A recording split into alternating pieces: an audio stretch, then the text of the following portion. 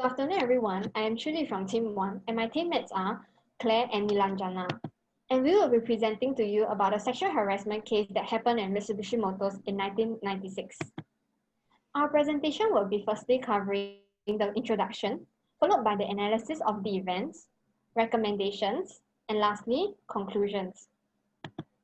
In 1996, Mitsubishi Motors were filed against a sexual harassment case which involved more than 300 women who were verbally and physically assaulted, such as being targeted with air guns, tormented with crude names, and lastly, approached for sexual services. Despite all this, Mitsubishi still didn't establish any form of protection for their employees. Rather, Mitsubishi chose to compensate the victims with monies and give the public an answer by firing and disciplining the people involved. Many may wonder, why is this happening? What took the victims so long for them to stand up for themselves? And could Mitsubishi have done better in terms of handling this issue? Before we delve deeper into analysis, let me first give you the definition of what is sexual harassment.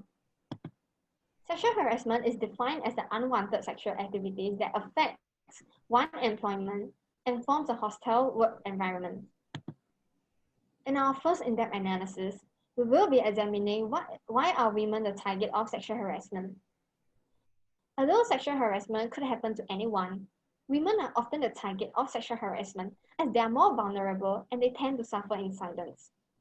In a survey done by South China Morning Post, women tend to suffer in silence due to reasons such as lower status in the workplace, fear of being dismissed, and lastly, misinterpretation of non-verbal communication. Firstly, majority of the women has low status in the workplace as they are being perceived as unskilled and less of a value as compared to men. According to our research, most of the managerial and C-suite positions are still being taken up by men these days, resulting in the perception that women are less superior than men. Therefore, women in the workforce might be hesitant to speak up about such issues as they are aware of the lower status that they possess, which result in them not being able to gain the support that they want if they were to speak up. Secondly, studies have shown that 75% of the victims chose not to voice out as they are afraid of consequences such as humiliation and also dismissal.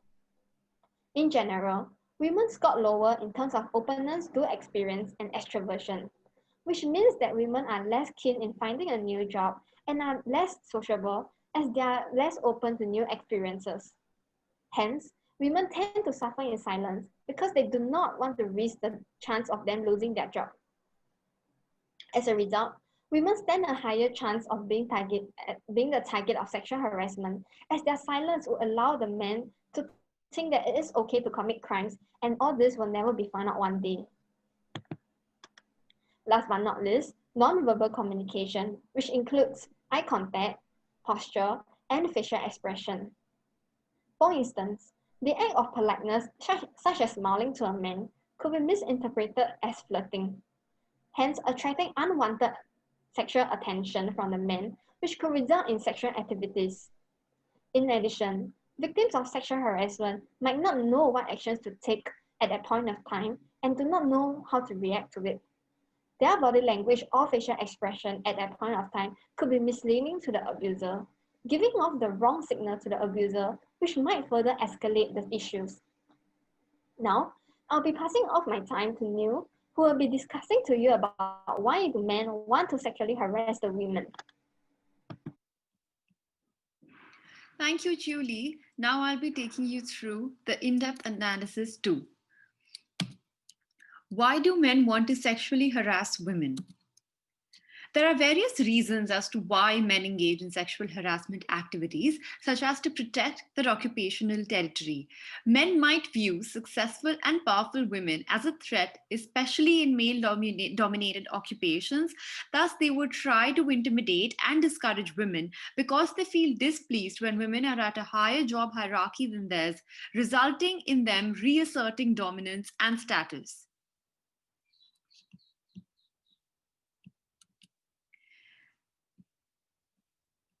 Most of the managerial and C-suite positions are dominated by men, as mentioned by Julie earlier, allowing them to think that they are in a position of power, thus giving them the perception that they can evade the rules and would not face any consequences from indulging in heinous acts. Many men think that they are better than women and can bully them because their perception of women is that they are weak, submissive, and fragile. Studies have shown that fear of negative evaluation, narcissism, and lower self esteem are major contributors to sexual harassment. Another reason is the culture and environment present in the company, causing men to view women as sexual objects. Allegedly, Mitsubishi managers made visits to sex bars on business trips. Such behavior by managers at work encourages employees to engage in sexual harassment activities because they think that the mere purpose of women is to satisfy men's sexual gratifications. Therefore, they might think that there is no wrong in sexually harassing women due to the established culture and environment in their workplace. Moving on to in-depth analysis 3. How did Mitsubishi deal with the situation? The sexual harassment case was only brought to attention when the number of cases of women being harassed was around 300, raising the question of why this problem wasn't raised and handled earlier, only blowing up after many more women were involved.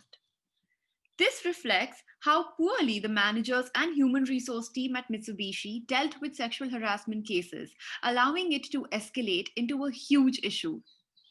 They took such issues lightly, and when they were exposed, they simply fired those involved and compensated the victims with money, thinking that this would settle the issue. Now, why was the situation not handled well?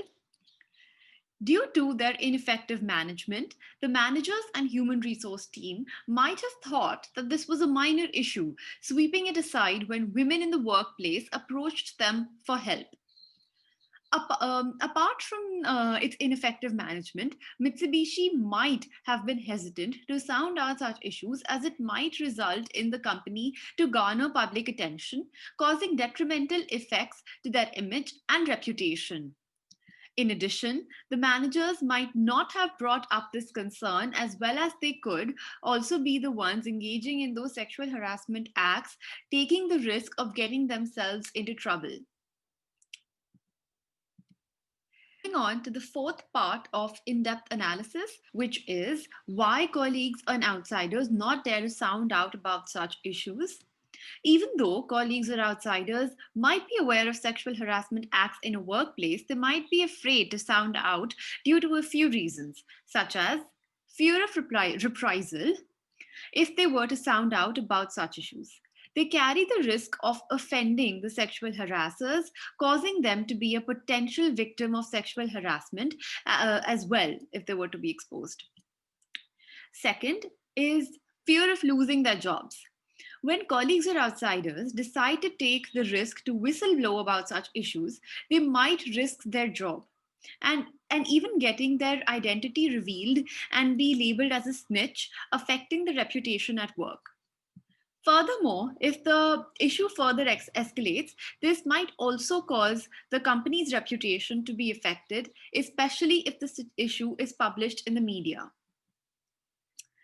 Colleagues or outsiders might also be aware that many others may have already sounded out these sexual harassment acts, but no corrective action has taken place. Therefore, they might feel that even if they were to sound out about such issues, they would not have made any difference, resulting in their decision to not retaliate in these situations. So, what do you think Mitsubishi could have done to solve the issue of sexual harassment?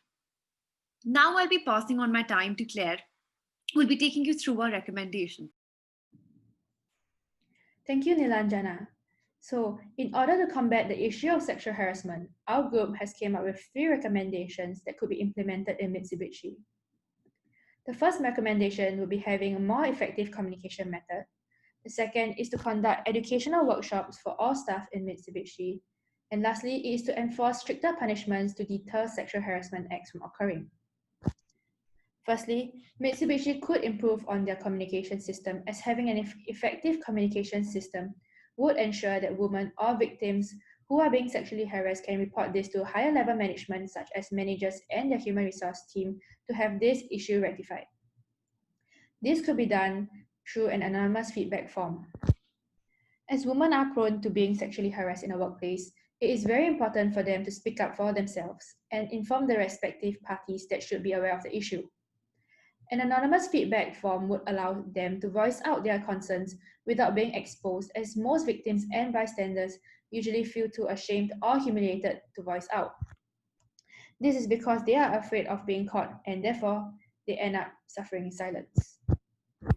The feedback form should contain a detailed description of the encounter, such as the date, place, as well as the identification or description of the harasser, to allow victims who are being sexually harassed to voice their concerns and give details in the most authentic way. Therefore, victims and bystanders would be more willing to report any issues in the future, decreasing in the number of unreported cases and allowing such issues to be solved appropriately. If Mitsubishi had adopted the anonymous feedback approach, the management could have addressed and rectified this issue from the beginning, saving the large number of women from going through such traumatic experiences, as well as saving themselves a massive loss of 34 million, which could have been prevented. Secondly, Mitsubishi could conduct anti-sexual harassment workshops for its employees to create awareness on the issue, deterring cases of sexual harassment from occurring at workplaces. Employers have the responsibility to ensure that their employees attend these workshops, as well as to conform to the strict anti-sexual harassment policies established by the company. This would help to establish and induce a safe, secure, and respectful culture in workplaces, which is very crucial. These workshops should also educate all employees that they shouldn't be silent bystanders by raising their voice and encouraging their fellow colleagues who are victims of such heinous crimes to take a stand and voice out as well. Another aspect of the workshop should be on educating women of their rights and the avenues available for them to raise any concerns or complaints, as women are more prone to being sexually harassed. Therefore, they should be educated and know what to do if they were put in such scenarios. Lastly, the third recommendation is by enforcing stricter punishments, as this could also be a method to deter men from carrying out sexual harassment activities. Strict guidelines and punishments could be enforced by the government to emphasize the severity of sexual harassment and be made known to all employees about the serious consequences that they will face if they were to get caught. Companies should also reiterate the serious repercussions that employees would face if they were to engage in sexual harassment acts, and this information should be made clear to them before they join the company.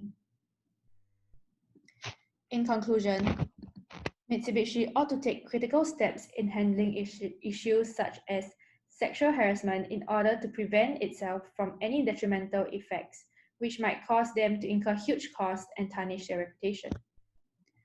Sexual harassment acts should be taken seriously, and we believe that with the implementation of our recommendations, Mitsubishi will be able to recover from such accusations and begin to take corrective actions to establish a healthy and respectful working environment and culture for its employees. With a supportive working environment, this would prevent future conflicts from occurring, allowing them to expand and grow in this competitive industry. And with that, we've come to the end of our presentation. Thank you for your kind attention.